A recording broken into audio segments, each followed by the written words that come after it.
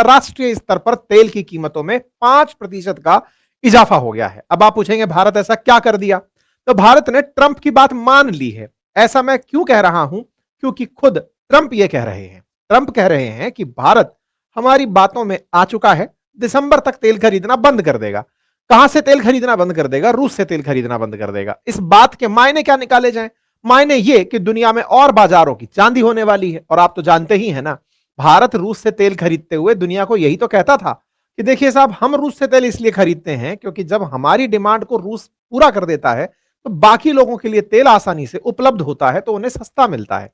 लेकिन अब बाकी बचे हुए विकल्पों से अगर हम भी तेल खरीदने आ गए और रूस से तेल किसी ने नहीं खरीदा, तो डिमांड और सप्लाई का ग्राफ बिगड़ जाएगा और ऐसे होते ही दुनिया में तेल की कीमतें बढ़ने लगेंगी। बस यहीं से सारी कहानी शुरू होती है। तेल की कीमतें 5% बढ़ चुकी हैं क्योंकि डिमांड में अब भारत भी उन सभी लोगों के साथ शायद शामिल होने जा रहा है जो रूस के अलावा कहीं और से तेल खरीदते हैं, फिर चाहे मिडिल ईस्ट हो, अफ्रीका हो, लैटिन अमेरिका हो या फिर यूएसए हो। इन तमाम जगहों से तेल खरीदारों में भारत भी शामिल होगा, ऐसा पता चल रहा है। ऐसा पता चल रहा है क्यों? क्योंकि आप सभी जानते हैं अमेरिका ने भारत पर 50% टैरिफ लगाए हुए हैं। 25% तो रेसिप्रोकल के नाम पर और 25% भारत का जो रूस से प्रति प्रेम है उसके कारण हम पर टैरिफ लगे हैं। इस टैरिफ का नुकसान भी हमें ही हो रहा है। अराउंड 85,000 करोड़ से अधिक का हमारा व्यापार जो एक्सपोर्ट में है वो प्रभावित हो रहा है। इसको कैसे समझे? इसको ऐसे समझिए कि भारत अमेरिका से व्यापार करके लाभ कमाता है लगभग $40 बिलियन का। ये जो लाभ कमाता है इसे अगर 50% टैरिफ के अंदर डाल दिया जाए तो इस लाभ में कटौती होने लगती है और ये जो लाभ घटता है ये हमारे बहुत से क्षेत्रों को प्रभावित करता है। तो फिर हमारा रूस प्रेम किस बात पर है? रूस प्रेम इस बात पर है कि वहां से तेल हमें सस्ता मिलता है।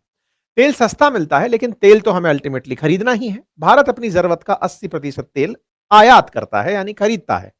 ऐसे में बेचने के लिए अगर हमें रूस मिलता है तो वो सस्ता तेल बेचता है ताकि हमारे इंपोर्ट बिल कम होते हैं। लेकिन क्या करें, यदि हमारा लाभ भी व्यापार में घटे तो भी तो वही सेम जगह जाकर लैंड होता है। अगर हम रूस से सस्ता तेल खरीद कर रूस से सस्ता तेल खरीद कर अपने फॉरेक्स को बचाते हैं, वहीं दूसरी तरफ अगर अमेरिका के टैरिफ को झेलकर हम अपने फॉरेक्स को आने ही नहीं देते तो बात तो कुल जमा वहीं आ जाती है। अमेरिका ने हमारे साथ यही खेला खेला।